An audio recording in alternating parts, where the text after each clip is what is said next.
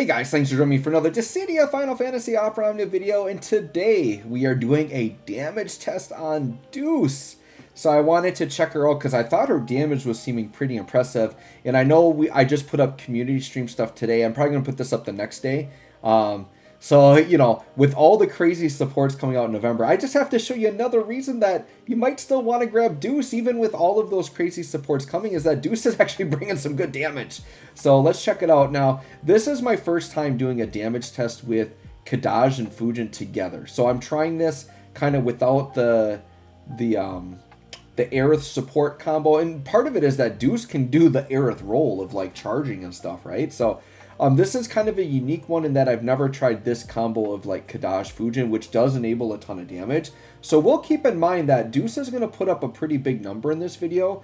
A lot of it is coming from Kadaj, and a lot of it is coming from our other characters, right? So we just have to keep that in mind, that Fujin and Kadaj are enabling a lot of damage here, but it's still really impressive the number we get here. So all we're doing, once again, we start at full force gauge. So all it is we have to just get our BTFX up, go into a force time, charge as high as we can while getting at a decent percentage. And then we kind of just roll from there and see how much damage Deuce can do. And it does help Deuce, being that she already is like a crazy support character, in that she can just ramp herself up. So all I have to do here is I'm going to use Deuce's FR, and then I'm going to echo with each character like one time, and then Deuce is just going to do her ramp attack to get like 130% gains until we get to turn 7, and then we go burst phase. So we actually get to a really nice high percent, and we've got the full effect of, you know, Kadaj and Fujin kind of rolling here, and this ends up being a nice number for sure. So yeah, you guys have to let me know what you're planning to do for November, because November's got some spice, some really good characters coming. I would say it's lacking on the DPS front, but man, there's a lot of supports in there for sure. And you are getting Cicene, who's a really nice off turn. Like, you could put Cicene into these damage tests and put up a ton of numbers. Cicene's crazy. So she was one of my 3 I said like highly recommend to must pull type of characters this month. So definitely check out that video if you want to know who's worth pulling for, if you haven't checked it out already. Alright, so here comes Deuce. So now I'm like, alright, well, we can FR here. Oh, we do need our BT effect up too, but like we can just FR because it is instant turn, so she'll just get a turn again.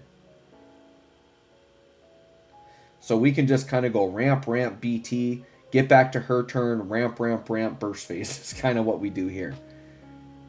And it actually worked out pretty smooth on this Bahamut fight. But she does do, like, with those Atticas, there is a lot of AoE damage there. Because I believe at full gauge, it's 10 mil AoE. So her Atticas in a 3-target fight are doing 30 mil just on the follow-up, which is kind of crazy. So yeah, here we go, double echo time. So we're going to echo that, offer 107%, because it is an attacking echo. And then we BT effect, so that we'll have our Atticas rolling. So now we're going to go down to turn 9. The enemies here are going to get a bunch of turns, but we're basically going to echo with the other 2 characters, and then, yeah, we're going to ramp and go to town. But yeah, I've been really enjoying Deuce. I think Deuce is a great character. I think for people who waited for the community stream, that's definitely like a good plan too, because as good as Deuce is, if you want to hold out for Ignis, that's totally legitimate, right? Ignis may be better than Deuce. He's looking really spicy. So yeah, I'm planning to go all in on Ignis for sure.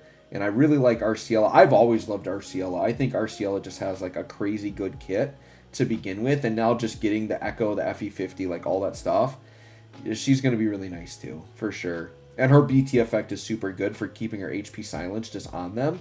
And you just like can't die. So I mean, honestly guys, with like Deuce and like what we've just had, and then this crazy support month, like, you could just run full support comps, because these characters can still deal damage even though they're support characters.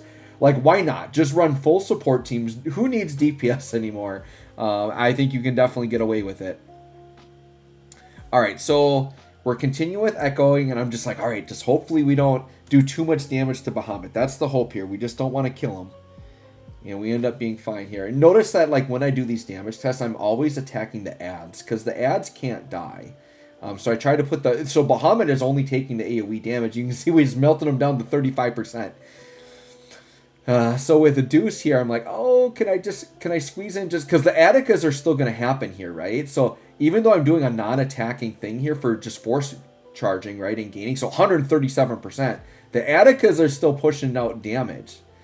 So I'm like, all right, 26%. I'm like, I think I'm okay to echo again, or not echo, but just do another concerto. So we're going to do that. We're going to do the force charge move. I thought about it for a minute. I'm like, are we going to do too much damage? I'm like, no, we're going to be fine.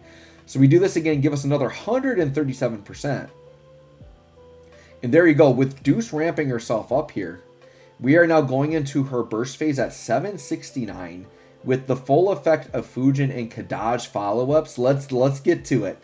Let's see the crazy damage here. So I probably shouldn't have led with LD because that is one of her stronger attacks and we're not at full gauge yet. So definitely could have been a little bit higher because I used that a little bit too early. I honestly should have HP plus there because the way her burst phase works out is I do end up doing an HP plus. I should have done it there because we still would have gotten the same gains and everything, right?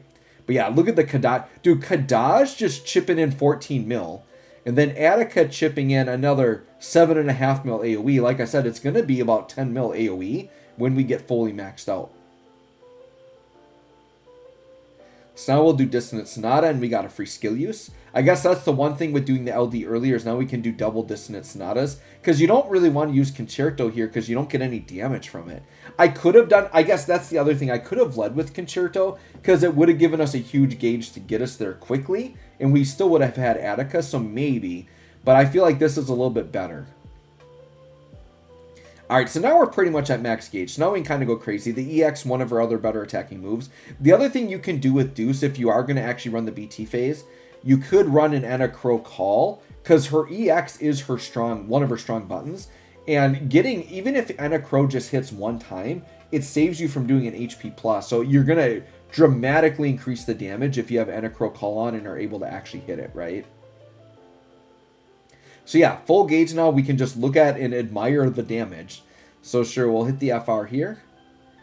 And then you're seeing between, you know, the Kadaj follow-ups and then the Fujin wall damage. It's just crazy numbers we're popping out here. Like, I cannot believe the numbers. So like, should Deuce have been on my top 5 DPS list? Maybe.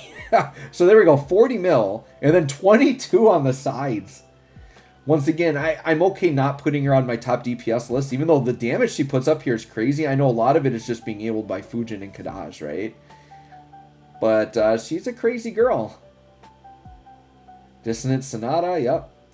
So even this being like her weaker attack, right? What do we still get on this? Yeah, 30 mil still with 15 on the side still isn't bad. By the way, we toss in the follow-up, so that wasn't even a part of it. So 16 mil plus another, you know, about 10 mil AoE, I guess 8.8. Like, that's the other thing is when you're seeing the numbers, remember, Kadaj and Deuce's follow-up come after the fact, and that's just extra damage on top of it, right? So, you know, she's putting up 100 million damage plus turns. If you combine all of the damage from everything together, we're putting up 100 mil plus. And you'll see that by the final number, because to get the number that we get here, you have to put up 100 million damage turns, which we definitely are doing here. And once again, the characters I've done damage tests on, you know, I get comments that are like, oh yeah, that character can do 1 billion, that character can do 1 billion. Can Deuce do 1 billion? Because we just did 635 million, which is one of my better damage tests that I've put up here. So dude, 635 million damage for a support character is kind of nutty to me. So anyways, let me know what you think of Deuce. I don't blame you if you want to skip her for Ignis, because Ignis is crazy. But I'm in the camp of why not have both. If you got the materials, why not just have both? Thanks for watching. We'll catch y'all on the next one.